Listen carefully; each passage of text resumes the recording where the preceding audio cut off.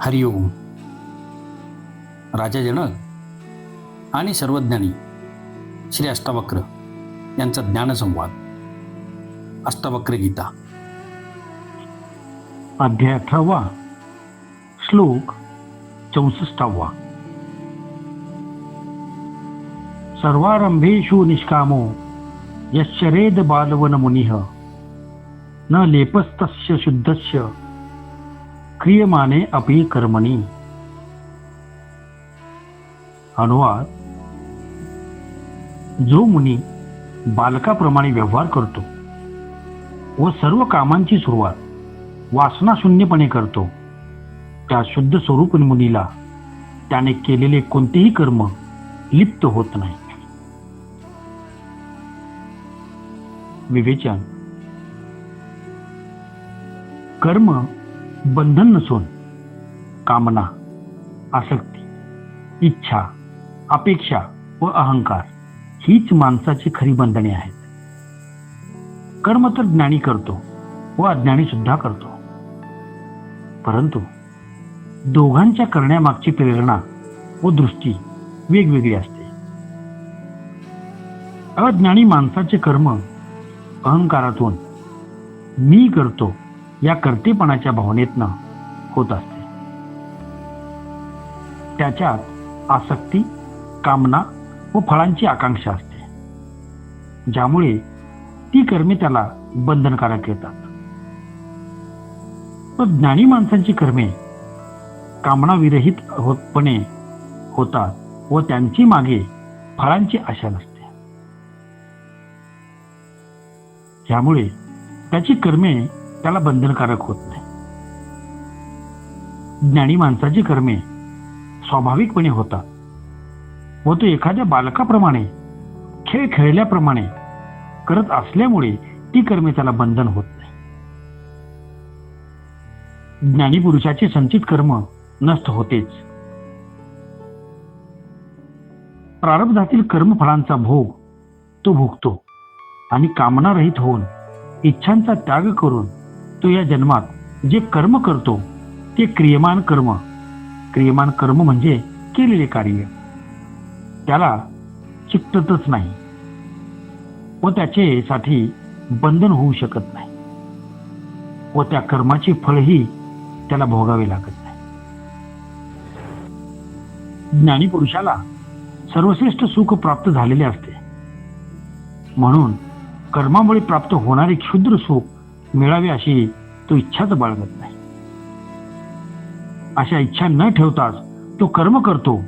त्याची सर्व कर्मे स्वाभाविकपणे व ईश्वर इच्छेनुसार होतात.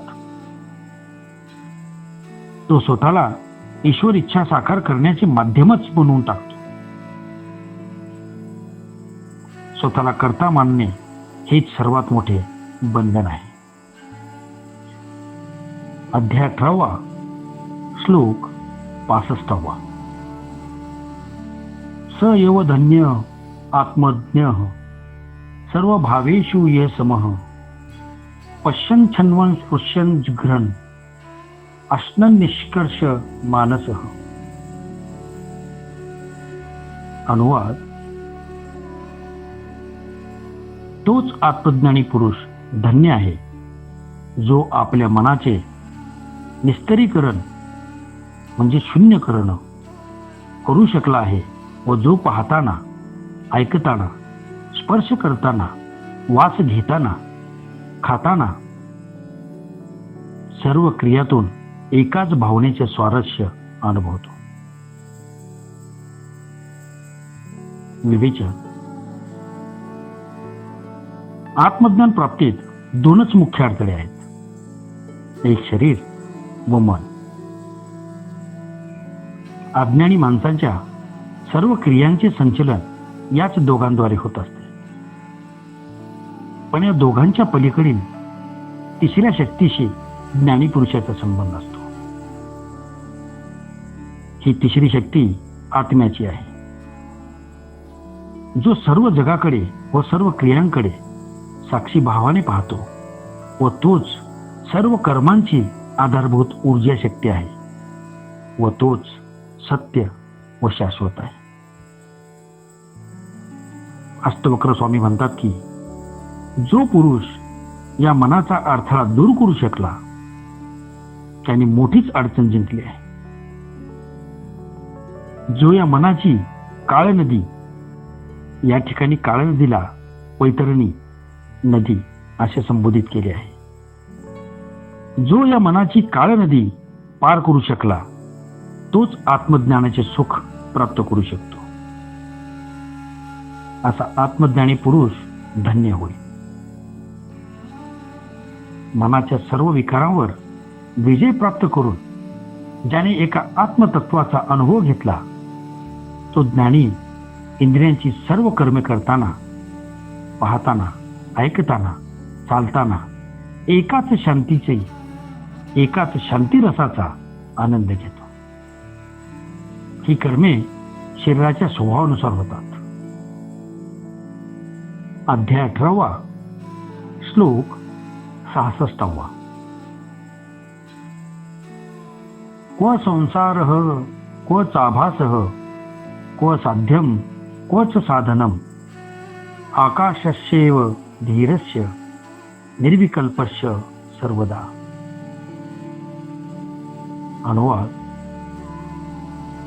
आकाशाप्रमाणे सदैव निर्विकल्प असणाऱ्या ज्ञानी पुरुषाला कुठला संसार, कुठला आभास, कुठले साध्य आणि कुठचे साधन यातले काहीच त्याच्यासाठी नाही.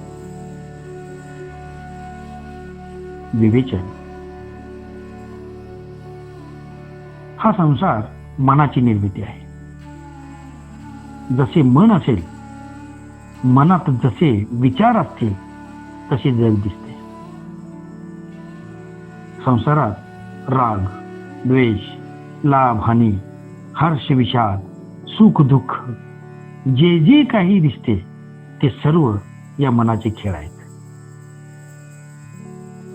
त्याच्या पलीकडे चेतनारूपी आत्मा असतो व मनाचा अडथळा दूर केल्यानंतरच त्याची जाणीव होते.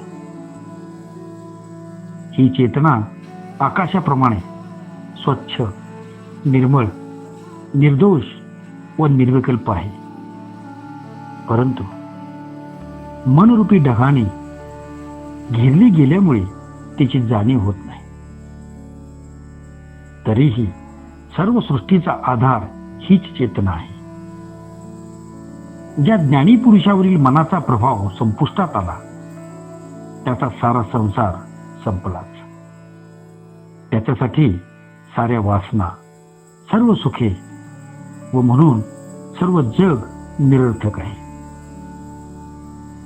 असा पुरुष सत्यत्वाचा पुतळाच होतो.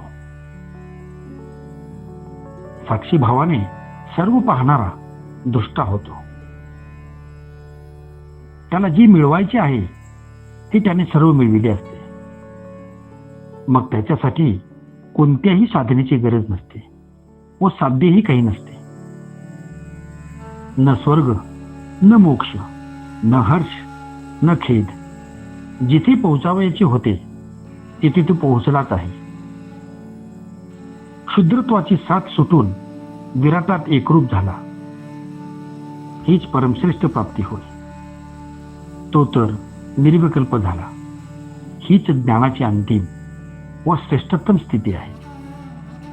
ओम शांती शांती शांती.